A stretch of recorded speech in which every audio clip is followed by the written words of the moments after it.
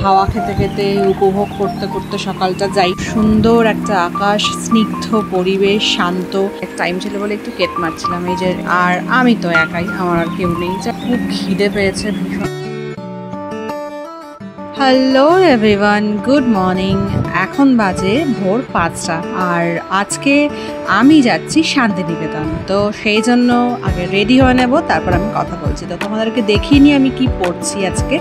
তো আজকে পরছি এই সুন্দর একটা ব্ল্যাক কালারের ড্রেস, যেটা আমি কিনেছিলাম আগের বছর শান্তিনিকেতন থেকে। তো প্রথমে আগে আমি এখন স্নান করে নেবো, স্নান করে ফ্রেশ হয়ে এসে তারপর বাকিটা কথা বলছি, ঠিক আছে? চলো। তো আমি চলে এসেছি এখানে, স্নান করে ড্রেসটা পরে নিয়েছি। দেখো কি সুন্দর না ড্রেসটা, আমার ভীষণ পছন্দের এই ড্রেসটা। আর এদিকে দেখছিলাম বাইরেটা যে কি অপূর্ব লাগছে।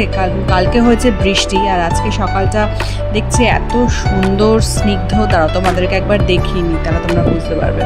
তো দেখো একবার বাইরেটা কি সুন্দর। দেখো সুন্দর একটা আকাশ, স্নিগ্ধ পরিবেশ, শান্ত।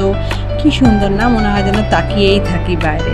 তো তাকিয়ে থাকলে তো হবে না, রেডি হতে হবে। তো চলো আগে স্কিন কেয়ারটা করে নিই। স্কিন কেয়ার আর কি, তোমরা তো সবই জানো, নতুন করে আর বলার কিছু নেই। আর স্কিনটা এখন না খুব খসখস করে, তো সেই জন্য ভালো করে ময়শ্চারাইজার না লাগালে খুব প্রবলেম হবে সারাদিন। ট্রেনে যাব তার মধ্যে, তো সেই জন্য আগে টোনার লাগিয়ে নিচ্ছি, তারপর ময়শ্চারাইজার লাগিয়ে সানস্ক্রিন মেখে একটু জাস্ট টাচ আপ করে বেরিয়ে যাব। কারণ বেশি সময় নেই, কিছু করার দেরি হয়ে যাচ্ছে। আর বেশি সকালে ঘুম থেকে উঠতেও পারিনি, রাত হয়ে গেছে। ওদিকে ঘুমাতে, ব্যাগ গুছাতে হয়েছে, সব কিছু করতে হয়েছে।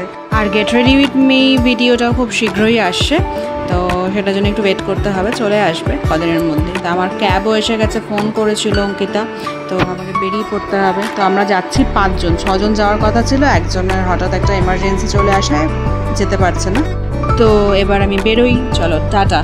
যে আমি ক্যাবে উঠে গেছি, ক্যাবে আমাদের লাগেজটাও তুলে দিয়েছি। তো প্রথমে আগে অঙ্কিতাদের পিক করব, তারপর আমরা যাব স্টেশনে। আর এখানে দেখো বাইরের আকাশটা আবারও কি সুন্দর, তাই না? যাই হোক, তো চলো যাওয়া যাক। অঙ্কিতাদের তুলে তারপর আমরা পৌঁছবো স্টেশনে। ওখানে আসবে রিয়ার বোন রুমি। তো ওখানে আবার বাকিদের সাথে দেখা হচ্ছে। আমি ততক্ষণ একটু হাওয়া খেতে খেতে উপভোগ করতে করতে সকালটা যাই, কারণ সবসময় তো পাওয়া যায় না। প্রতিদিনই অফিস যেতে হয়, অফিস বাড়ি করে। তো একটা দিন পেয়েছি। তো এই যে অঙ্কিতা উঠে গেছে, আর তার সাথে আছে জয়িতা দিয়েও আছে।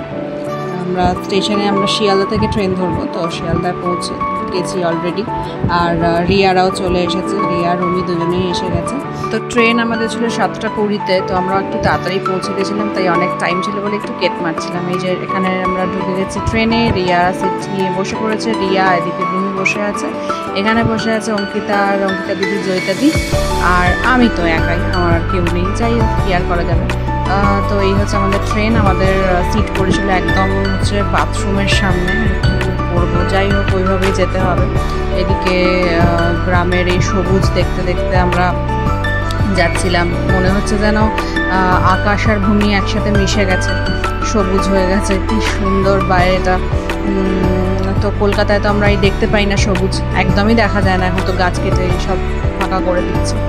তো এই করতে করতে আমরা পৌঁছে গেলাম প্রান্তিক স্টেশনে। আমরা বোলপুরে নামিনি, কারণ প্রান্তিক থেকে আমাদের হোটেল খুব কাছাকাছি, তাই জন্য প্রান্তিকেই নেমেছি।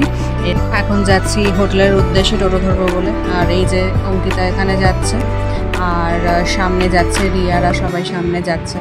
তো এই প্রান্তিক স্টেশনটা এত সুন্দর, বোলপুর স্টেশনটাও সুন্দর অবশ্যই, কিন্তু প্রান্তিক স্টেশনটাও খুব সুন্দর, বিভিন্ন রকম কারুকার্য করা। তো ওই যে বাইরে সব টোটো দাঁড়িয়ে রয়েছে, তো এইখান থেকে এক টোটো দাদাকে আমরা বুক করে নিয়েছিলাম 2 দিনের জন্য। তো সেখানেই উঠে পড়েছি, আর যাচ্ছি আমরা আমাদের হোটেলের উদ্দেশ্যে। আর এদিকে হোটেলে গিয়ে তারপর বাকি কথা বলছি, কারণ খুব খিদে পেয়েছে, ভীষণ খিদে পেয়েছে। ট্রেনে সেরকমভাবে কিছু খাইনি, তো আগে হোটেল পৌঁছে ফ্রেশ হয়ে একটু খাওয়া দাওয়া করবো, তারপর আবার বেরোতে হবে। তো চলো টাটা, বাই বাই।